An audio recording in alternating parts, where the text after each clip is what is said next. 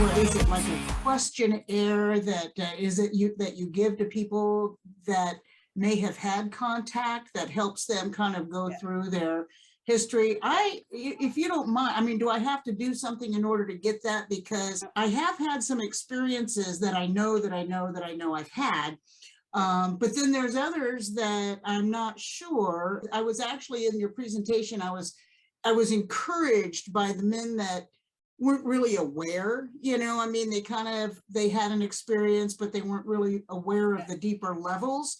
Yeah. And that during regression, particularly like with Greg, everything that he remembered under hypnosis and in regression, I was amazed. And so it makes me wonder, what I might have buried inside, me. And I think I kind of like wasn't really sure about it, because even like reading your book, The New Human, you work with a lot of children, like star children and whatnot, and they've known, ever since they were kids, and they have these experiences and they know, and some of their parents know. And so I thought, well, if I don't know by now at this point in my life, maybe what I have experienced isn't necessarily as real, as others, but maybe I'm older and so it's just different. I don't know. But I would be very much interested in filling out one of those forms to just kind of see where that leads. The questionnaire is not your standard UFO type one at all, because they keep it very 3D. The craft, how many were with you, how long did it last, did you take pictures of it, all that kind of. And I'm not saying that's not important, of course it is. But as a therapist, I'm looking at how that may have affected someone. When, for example, if someone's had a sighting, for example, and they'll say, Mary, I go out and there's another one there and what have you. I say to them, did you feel different afterwards? Because of the very reason they may not even be aware there's a download or there's an interaction. Because it might only be a few minutes and it's happened really fast. And they just thought, oh, I've seen another craft again. Oh, and why don't, so for me, it's not enough when they say, I see a sighting. It was this and it was this size and all the rest of it. What I'm interested in is there been an interaction? Has there been some kind of contact that they've not been aware of? And that may be with the dreams. I ask about dreams because I know there are dreams and there are dreams. Some are dreams and some are not dreams, about spacecraft and all this kind of thing. And they've remembered that dream for 5 years, then it's most likely not a dream. Okay. It's because they're in an altered state when they're taken. And so it appears like a dream when in fact it isn't one at all. So there are things like this phobias, for example. I put down the phobias of clowns, Santa Claus, owls with big eyes. They're often screen memories for an ET experience. If you're really terrified of, lots of people say, oh, I'm really scared of clowns. Well, there's being, I don't like the look of them, to being really scared of them, the really scared ones, it's a screen memory. Owls outside the window, it's a classic. It's most likely a screen for a grey or whatever. And, one of the hypnosis regressions I did many years ago was quite funny. And it was just as well I knew that, because this young man had an experience where he'd had an accident on his bike and ended up in hospital with concussion. And he wanted to know if he could remember why he had the accident or how he had the accident. And it was a long drawn out, I didn't know we'd find out anything. We thought it was just a standard kind of thing. And I said, you had concussion, so I don't know if you can remember. But what happened with this regression was he would remember getting on the bike, remembering going so far, and then it would be blackness and we'd have to start again. So I'd do the go and we'd see a bit more. Oh, I'm now down the lane. And then it's blacked out again. I did this several times till he got to the point where I said, what are you seeing? And he said, I'm seeing a spaceship. And he's still not had an accident. He's still on his bike and there's nothing happened. So I say, what happens next? He talks about going and being taken up onto the spacecraft. And then I said to him, so he says, I'm seeing this being with clown's shoes. And I knew the clown, that whole clown thing is a screen. So I said to him, I want you to look again. And as he looked again, it was a grey, but it appeared like the clown because that was the screen. If I hadn't known that, I wouldn't have known what to say, but he had shifted his consciousness. They did something over his abdomen where he had a scar he could never explain. And when he had the accident was when he was put down again, and he was on his motorbike and he didn't see something in front of him, and he went over the top and hit his head. So the accident happened after the experience. Now, he had no history, as far as I knew, of any ET stuff at all, until I then, once I realized he had, then I looked back into his history, and there were all the indicators that he'd had experiences all his life. But he'd come to me over his concussion, which he never understood how the accident happened. You can't say then that somebody, oh, they wanted an experience, so they created that experience. He had no idea about all the ET stuff, nada. This was about wanting to find out what happened when he was a 14, 15-year-old kid on a motorbike, and what happened when he, with the motorbike, how did it happen? And it actually happened after he'd been on a spacecraft. When I was younger, I was on a bicycle, and I had a bicycle accident and had a concussion. But that's just, it's just kind of coincidence, I think. But with Greg, he was talking about seeing a football-sized spacecraft ship, and that it was like, he thought 3 stories, no, maybe 10 levels. Well, I had one hovering, I say floating over me, that was the size of a football field. And it was, I don't know how many stories tall. It was triangular. And I may have had some missing time because I was like in a trance. I was very mesmerized while I was looking at it, made no sound, didn't make any turns. It was just there, just above the treetops, the next thing, and at that time I was working, and I should have had my camera on me, and I didn't. And I didn't even think about it. It just didn't even dawn on me to take pictures. And I remember the next thing, just kind of walking in my front door. I was actually in the driveway when I saw this. And I remember walking in the front door. I didn't say anything to anybody about what had just happened. It was just like it had been displaced.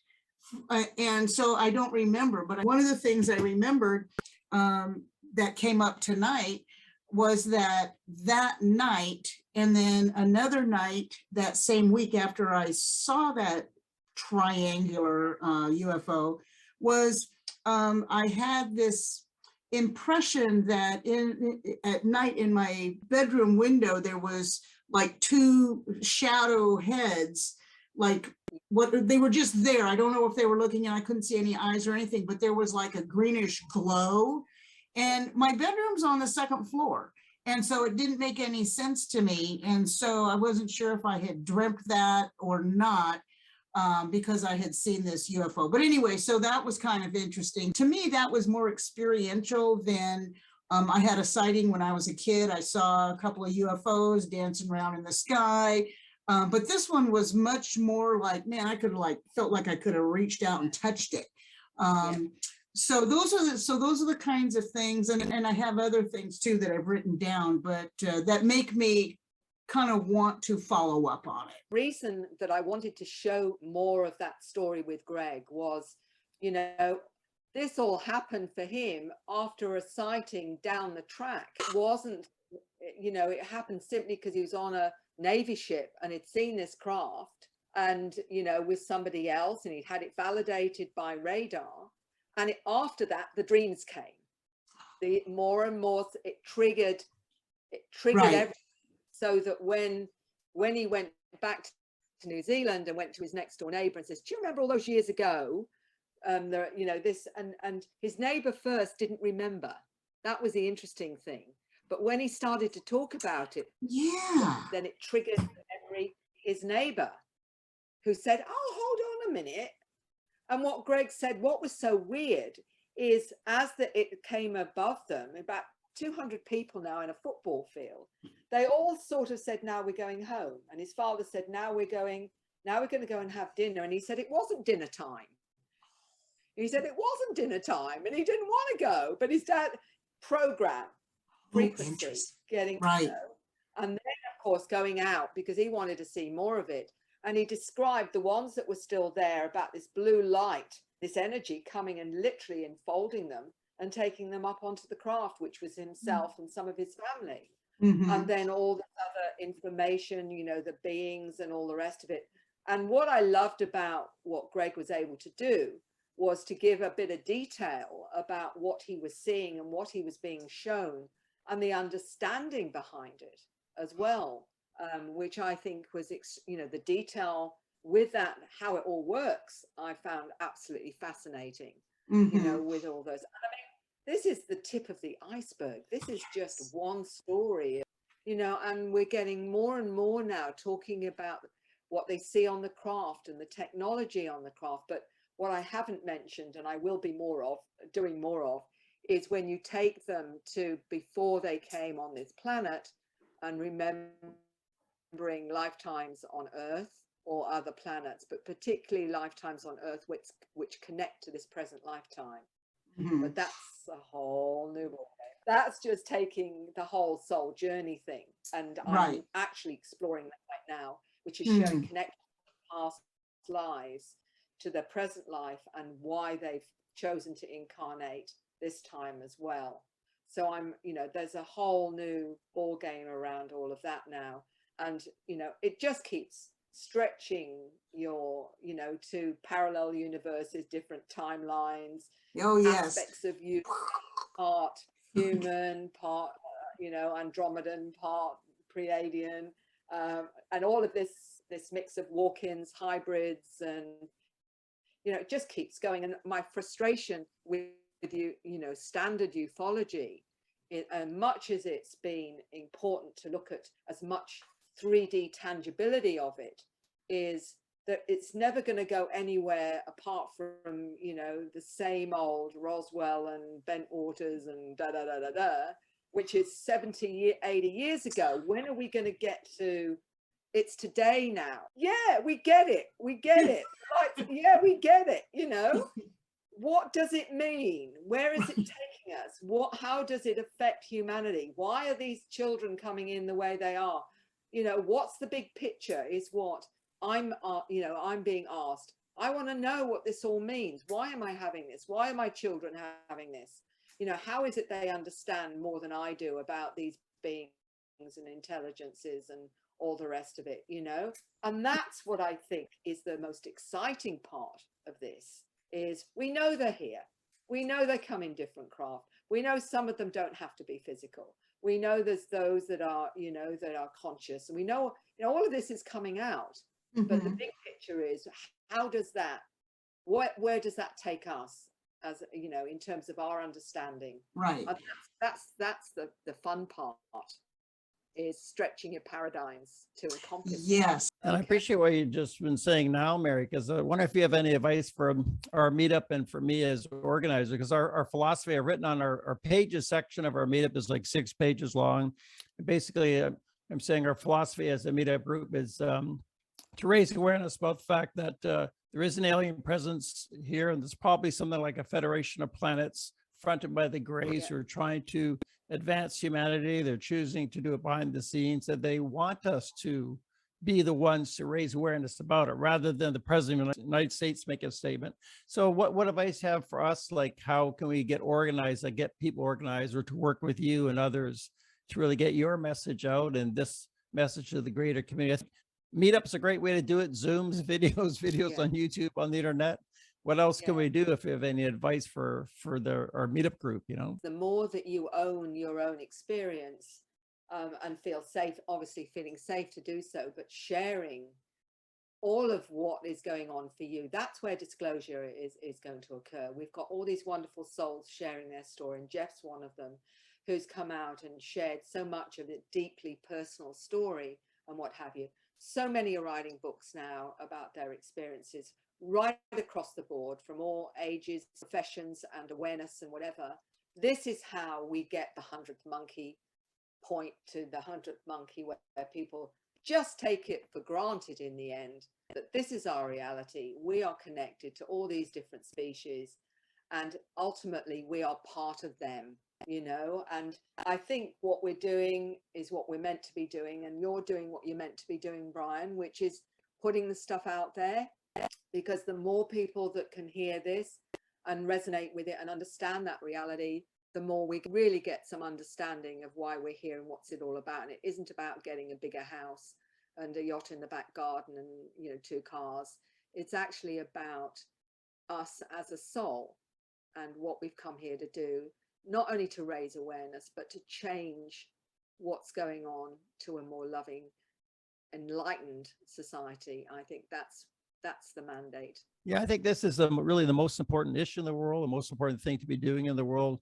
How do you see, like, hundreds of years from now? Do you think this is a gradual program that's been going on like since 1800s and will be the new human in the future, which will be more of a hybrid of the Greys and Homo sapiens sapiens, which will have telepathic capability, more of a whole spiritual focus, and quantum dimensional consciousness is a term that Jeff uses. Do you say this is the future of humanity, like over hundreds of years? Absolutely, as where we're going. And lots of the children already talking about this, as well as some of the adults that are tuning in or getting messages and understanding about this is now the catalyst for an activation and awakening of us as a species, and finding out our true potential, which will change this reality forever. And one of the lovely things I remember, Command Sergeant Robert Dean, who was one of my most favorite gentlemen in ufology, who died a few years ago, and what he said, he admitted he'd been on the craft, and he said 2 things. First, that we're created from 12 different species. He was on the craft, he was shown this. He was also shown that we're going to go through a challenging time until this happens.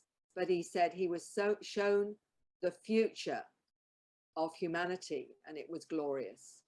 And I think that's what we're looking at. We're looking at a real amazing future for our species once we reach that higher consciousness and realize our amazing potential. And this is what the beings, I think, are actually trying to tell us. I know some experiences have been told by the Greys that humanity can't handle the truth. We cannot have full disclosure right now. The president of the United States just can't do that. So I've come to agree. I guess it's true. In the past, I thought, well, we should have full disclosure. And I'm thinking, like, the Abrahamic religions, like Christianity, Judaism, Islam, they would have a problem if we say, well, the reality is more like actually the Buddhist and Hindu view of karma and rebirth. This is the way the universe it is. And so, yeah, how do you feel about the Abrahamic religions, and how are they going to handle the truth? And I guess, does this have to be done gradually? Is it up to little guys like us to tell them? Well, I wrote a chapter on what I called the God chapter, or actually cosmic consciousness, I think I called it. And I've got 2 interview statements from 2 ministers of religion that know there's a greater picture than the one that they had espoused in terms of past lives, and also the connection, expanding the understanding of the Bible. For example, Reverend Carter's one of them, and Jeff Schultz, another one, who's been a minister for 40 years. And their experience has forced them to open up to a greater reality than the one that they were indoctrinated. Well, it sounds awful to say indoctrinated, but that's, you know, the dogma of different religions. And they've seen how you can expand that to understand that greater picture, but it's certainly bigger than most people understand. And also how those religious leaders have to start coming out and being honest about, you know, who the gods were.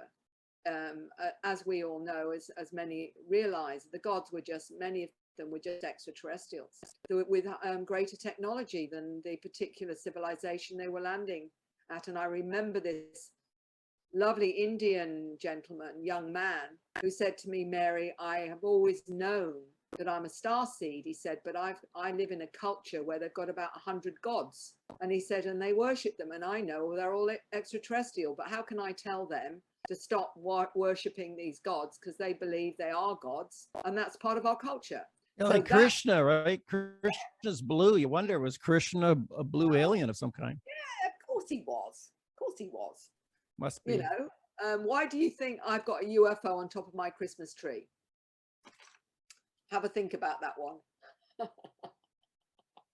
I can't help myself. I just can't help myself. Yeah. I have to do that. I have to. Yeah, the Star of Bethlehem. There's another one. It's called a UFO, and I'm going to leave it there. Yeah, Rolf was with us here. Rolf likes to use the Star of Bethlehem as the most important UFO sighting in history over Jesus. Yeah. It just takes a while for people to expand their horizons in their understanding, and we are not educated really. We are programmed to believe a certain mandate, whether it's science and it's religion or anthropology or whatever. We're given an edited, programmed version of what they want us to believe. So the waking up is about realizing that and start doing your own research and starting to make sense of it your way. Have you seen a UFO yourself or had an experience or met aliens, had a personal experience of your own? Look, I've seen quite a few UFOs over my life, and there's so many people seeing them now, it's not a big deal. So yes, I've seen them. I haven't had a conscious experience on board craft. I say that reservedly because people have told me they've seen me on, a few people have told me you've seen me up there. So I haven't any conscious recall of that, but I do help people connect to their non-human team because I connect to it.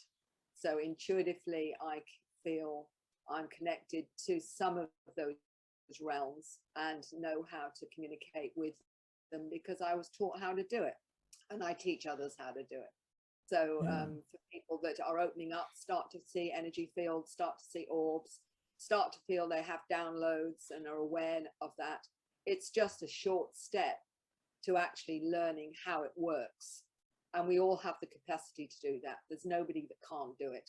It's actually normal. It's just that it's being programmed out of us because we're taught not to trust our intuition, not to trust our knowing, our sensing, our feeling. And what that really means is the only difference is to know how it works in the brain. And in left brain, you have your analytical conscious self. Your right brain is your super conscious, multidimensional self. And that's how they access you and can communicate with you. And that can happen in downloads, it can happen in knowing and sensing, and it can happen in clairvoyantly. All of that is part of our natural abilities. You've just got to know the difference. And I show people and give them tools to help them do that. Well, I know Grant Cameron, he said, if you've seen a UFO, you're probably part of the game. And if you've seen several, it seems likely. Have you ever gone under hypnosis regression yourself about your own experiences? Not for, well, once only to see if I've ever had any recall of being on a craft. I mean, I've had past life experiences that I've recalled. But when I asked about connecting to some of those I know on this planet, whether or not I've connected with them on spacecraft, I went to a planet that wasn't solid. It was like a colored ball of wool. So it was all different frequencies, which was weird. And I didn't quite know what to make of it because I thought, you know, well, this isn't solid. And then I was shown that all these colors were different frequencies. And I went down one of the frequencies into a place where I was connecting to souls. And we were chatting to one another, if you like, about meeting up in 10 years' time as a team in different roles on this planet. And they were saying, well, I'm going to look like this, and I'm going to look like this, and I'm going to look like this. So I was having, if you like, a reminder during that regression of my connection to several people I knew in physical form, but the planet wasn't solid. It was actually frequency. And that was so weird because I thought, surely I'm going to go up on a spacecraft or something like that. No, I was shown something completely different. So when somebody says to me, oh, well, you might have made that up, I can assure you I did not make that one up because I wouldn't have even known such a thing existed, let alone make it up. So that was the only time that I looked into it. So is that like a past life you had for telling this life as a human being here? Well, I think that you have to ask the intention to your subconscious. And my intention was, have I got a connection to some of those colleagues that I know in this present time through a connection to do with the beings. And what I was shown was the connection was agreed to as souls on a planet that was energy, and that we met up as souls to have an agreement that we would present to each other, and it was in 10 years' time. It was like an agreement that had happened 10 years prior. So that was 10 years time in time I on was that told it planet. was- yeah, I saw 10 years them. later on that planet. Yeah, what happened was I was shown the past 10 years in the past, where Oh, we but that was connected that like to a souls. previous life, like long ago? No, in this life, but 10 years prior to my age at that time. Oh, interesting. Wow. So it was Wow. like we'd made this agreement 10 years earlier on a soul level on a planet that wasn't actually solid. It was literally all different frequencies, which was weird because it looked like a colored ball of war. Yeah. I wonder if you you know, guys were there in your astral body, like your physical Yeah. body was in Australia. You were hanging yeah. out there in the astral body. it was definitely astral. It was not, all of it was just frequency, because everything's Wow. frequency, you know. So, but that's I don't have any recall of being on any craft. They didn't show me that, I didn't see that, nothing. I was hoping that I'd see myself on a craft doing a few things and having a bit of an interesting But time. people said they've seen you on a craft. Are you interested in doing regression hypnosis with someone else to find out if you've been on a craft or knowing more about it? Well, I haven't thought of doing that. There's been at least three odd people that have said to me, Mary, I've seen you up there. But one of them did say that I didn't look the same as I do now. So maybe they saw me in my astral body and knew it was me. I don't know, very possibly. And What if you're a dual soul and they saw the other part of you? I mean, I don't dismiss anything, but for me, my main focus has really been to help other people with their journey. Because to me, if I got too absorbed in my own, I might not have the same kind of fascination for finding out about and helping others as well. I think that's the reason they haven't let me remember, probably, because they want to keep me focused on helping everybody else.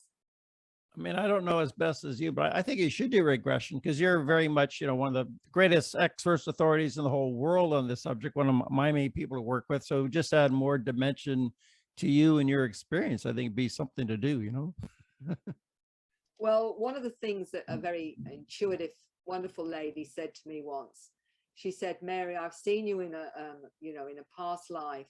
You were what did she call it? An ET anthropologist studying other species. She said, so you've come here to planet Earth this time to study the human species. Oh, well, sort of fits for me, that one.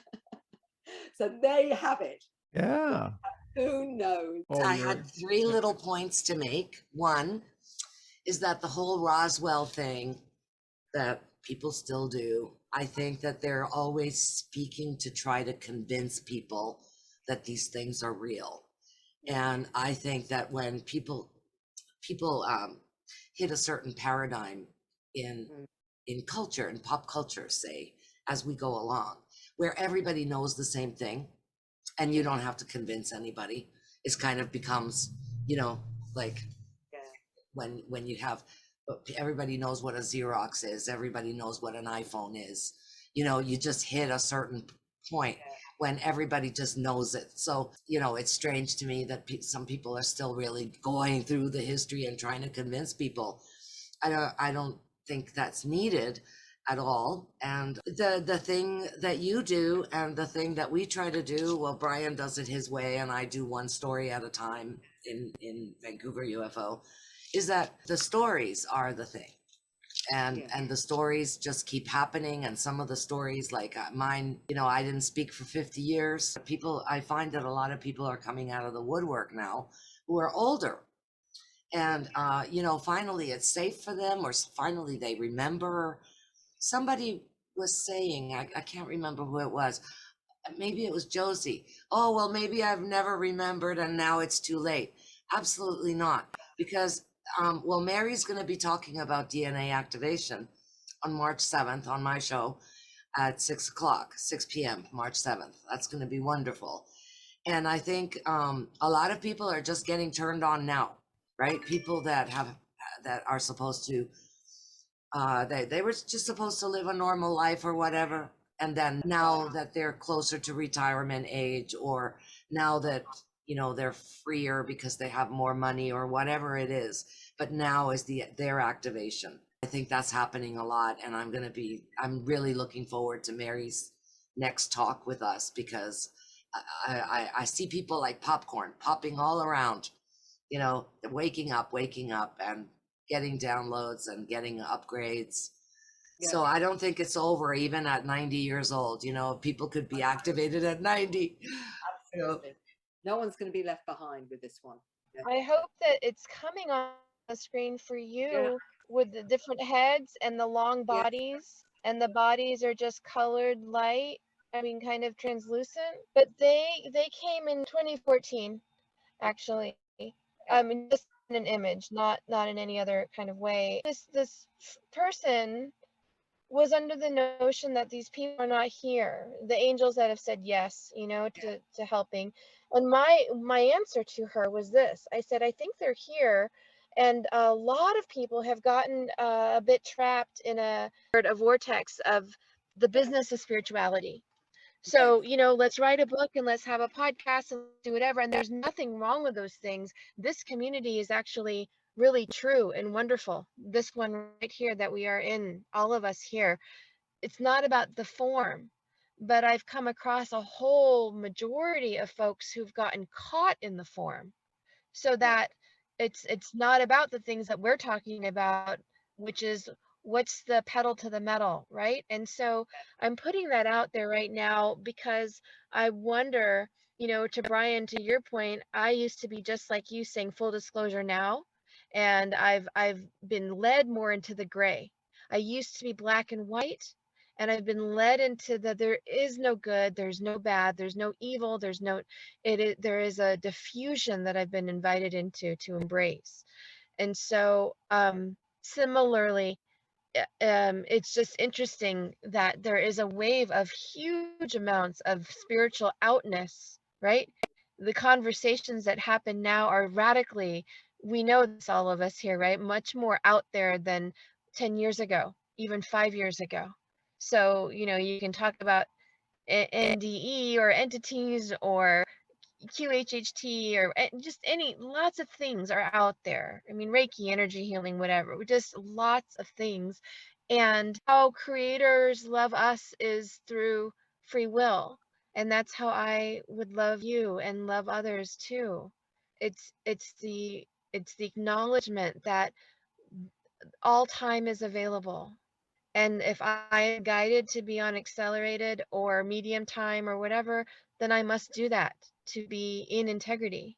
But if someone is not ready to, let me not violently shake them. So Mary, I just want to ask you if we could give you an honorarium for your time. Could people donate to you directly? Do you have a PayPal account, or I can collect it and send you something? Like, how can we send you an honorarium for your time here? Because it's been almost 4 hours here. This has been great. Oh, look, if they send something via you, Brian, that would be lovely. Whatever. Either way, it's all cool. I'm happy to do this with love to help all those beautiful souls that are out there. Thank you so much. I just think of all the professionals in the world, like psychotherapists and what they charge, and you're so rare on this planet of 8 billion people doing this work. I mean, it definitely deserves an honor. We'll send you something. Thank you. Yeah, this has been great. And I want to ask about Greg, when you showed his video, he talked about the grasshopper people. I wonder if this is the mantid, like they seem to be highest on the hierarchy above the tall grays. The mantid seem to be like I think you emailed me once, they're the master geneticists. You think that was a mantid that he saw? That's right. Yeah, that's absolutely right. So I think it was mantis, but he was seeing it as the grasshopper. And again, that was all new to Greg. I mean, he didn't know what he was going to see. So it just gives it more credibility when somebody is completely, it's unknown to them until they actually see it. So I hope it's given people a better understanding of how hypnosis can really help you to make sense of your own story. And it doesn't have to be scary. It actually can be very enlightening and very, very helpful. Yeah, I think you've succeeded conveying that. Yeah, like I said with Greg, he was new to this, so the image of the grasshopper to me right away, so that does add credibility because he didn't know what a mantid was. No, he didn't. Yeah. No. No, it's been an absolute pleasure, Brian, and lovely to meet everyone. And it's been a great honor to be able to share more of my research. So thank you everyone for listening and for sharing, literally for sharing. Reminds me of when Greg in the video that Mary Rodwell showed of Greg, he said their ships can travel through time somehow with the black hole. It's like going down a slide. They pick the wave or the frequency of the place and the time, and they go there. It's just an amazing concept. It's just really mind expanding.